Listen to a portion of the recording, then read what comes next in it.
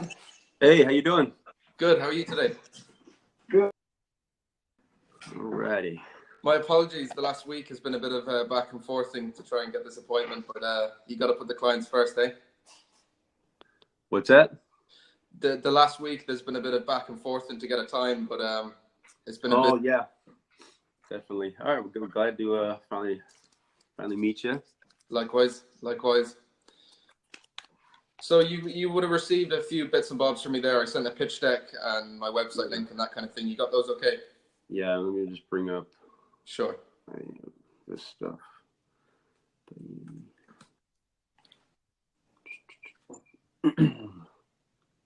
Are you based out of what country?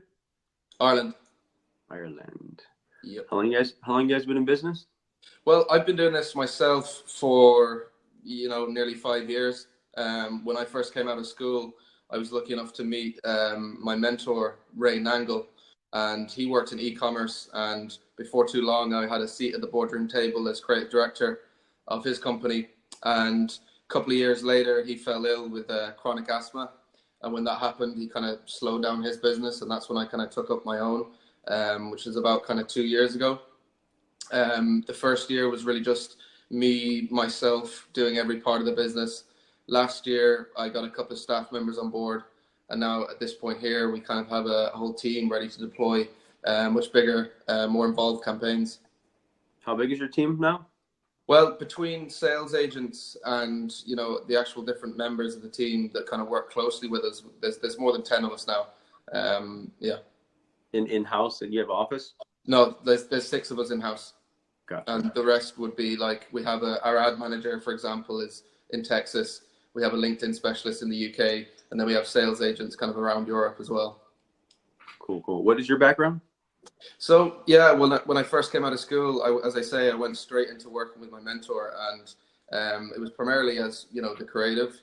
And I worked with him on various kind of government and corporate projects based around e-commerce. Gotcha. Let's see. How did you pick that name? GoReach.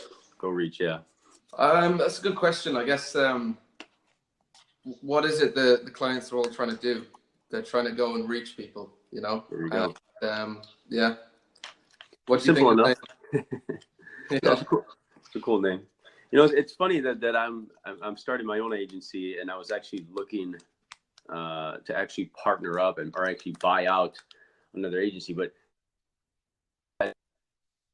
States.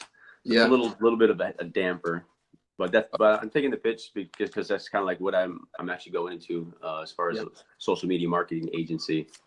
So there may be some synergies we never can maybe work out. But, yeah, I understand. I mean, a lot of my clients are in the US as well. I'm well used to working with people abroad, and I'm a networker number one. So I'm used to being on the phone at all hours of the night chatting to my US clients. You ever think about coming to the US? Well, I would have no issue with doing. We'll see where things take me. About probably more than half of our business is from the US. So, down the line, it may well make sense. 100%. Yeah. Cool. All right. So what differentiates you guys from like your average marketing agency? What do you guys do differently? Are you different, unique? Yeah, well, obviously there's loads of marketing agencies out there, but there's a couple of things that make us kind of stand out. Number one is our emphasis on the customer and the buyer, and the fact that we kind of, we're storytellers, number one. So, by combining those two things, the buyer and the story that you have to tell that buyer, that's kind of how we differentiate ourselves by, really selling the why. And also, I suppose we do have quite a diverse team that's based around the world, and with that comes an ability to work with people in different countries, and also deliver campaigns that can have a more far-reaching effect as well, instead of just working in our local area. Whatever, our team is split out all over the world. So yeah. Do you have a niche that you specialize in? Well, initially we didn't really, but what we're doing now is we're kind of have different content strategies that we're putting together for different industries. So one would be professional services, for example, but a lot of the stuff that we've done so far would be in technology, in health and wellness, and in fitness. What do you actually do though, like in those niches? Well, for example, we had one of the fitness one, for example, we built a bespoke e-learning and online fitness platform for a client. And so they were able to teach people all around the world online.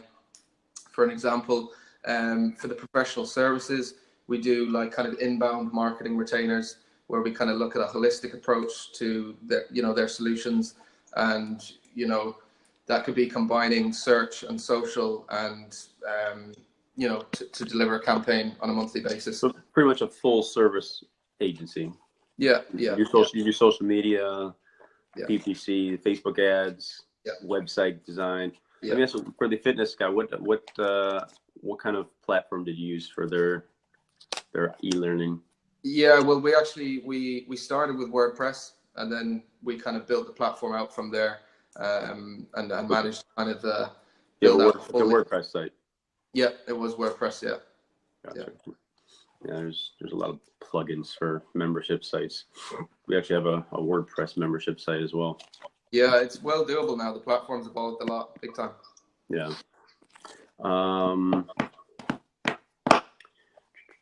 How do you acquire customers? Yeah, well, as I say, we have quite a few sales agents. We did the marketing for a platform called Commission Crowd, and their platform is all about kind of bringing together independent sales agents across different industries. And the idea there is you can put up your opportunity, and sales agents can then apply to sell that opportunity on a commission basis. So a lot of what we've done to date has been either referrals or from that Commission Crowd network.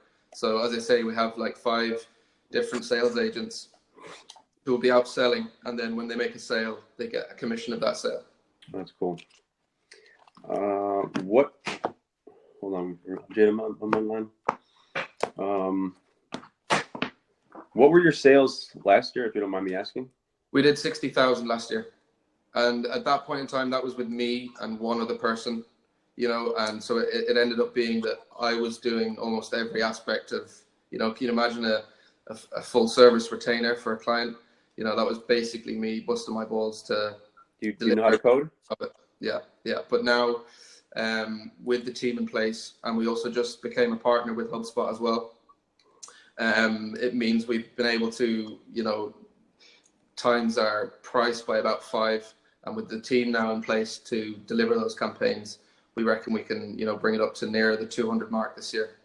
Gotcha. So I noticed in the pitch deck, your margins are 80%. So for $1,000 retainer, your cost is about $200. Well, we wouldn't have. Depends. Yeah, I guess that really depends on a lot of factors, but it's a pretty good margin. Yeah, essentially, yeah. If it was an 1,800 retainer, our cost would be 1,000. Yeah. If it was 1,800, you're make the 80% markup. Yeah. Well, margins not markup. Margins out of every $100, how much do you make profit wise? So if 80% margin, you'd be making $80 out of every. Your cost would be 20 out of every $100. Yeah. This is Okay. That's correct. Yeah, but we wouldn't have 1,000 would be quite a small retainer. We wouldn't really do that size one. Gotcha. Do you have any residual? I mean, as far as like, you mostly get the clients on like a one-off building their website, or do you have them on residual, kind of SEO or social media? Last year we were very much on the project side of things, and whereas this year we're not accepting any clients unless it's a retainer above around $2,000. So we're purely going towards residuals now. What are your sales this year so far? So far, we are up at about, I'd say we're up at about 60, 50. But as I said, that we just became a partner with HubSpot, and that process and that investment that I made from the partner there has meant that we've been doing a lot of work kind of internally for the last 2 months. To, train the team up to be able to deliver much bigger retainers. Gotcha.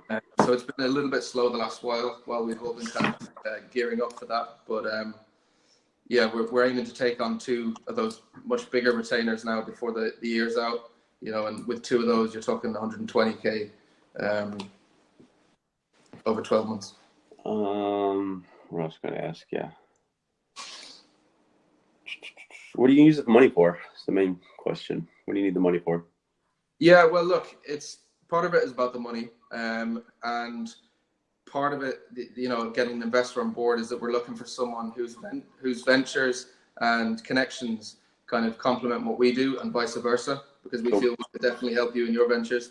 But the money itself, with this team that I've put together now, the kind of the last missing link of that would be to consolidate them in one productive space. Right now, we're working out of my home office. It's a nice space, but it doesn't have room for the whole team that I want to bring on board for this. So part of it would be to subsidize an office space to get my team together in one place.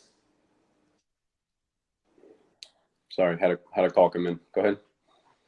Yeah, no, part of it would just be a lot of it would be to get my team in one place now. You know, we can deliver the work remotely very well, and the six of us that do work here, you know, it can be done, but by consolidating the team and getting it all in one space. Yeah, it's definitely you're a lot more productive when the team is all in the same office. Definitely, absolutely. I remember those days. You know, you're working with a bunch of freelancers over here, over there, and stuff just doesn't get done as quickly as it should when everybody's all together. Yeah, 100%. Yeah. So it's like, you know, we have a great product. We have this new partnership with HubSpot. I have the team members there. I just want to get them all together now, working in the same space. So besides the space, the office space, you know, that's, you know, maybe a few grand a month. Yeah. What else? Yeah. What else? I also need a senior developer in house as well, because again, that's one of the things that we're outsourcing abroad, and a lot of the HubSpot stuff requires, you know, some quite hefty development work. So you know, I have WordPress developers here with me, but I want to get a senior proper developer on board. Yeah. To help with the HubSpot integrations.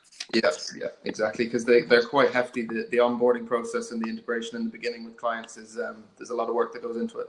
Yeah, definitely. HubSpot is a pretty robust program. Sure.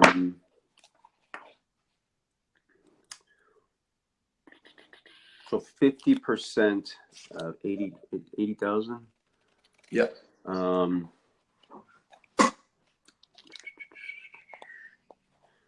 Pretty, you know, it's a low valuation. You know, we're valuing it at 1 times sales, which is about right.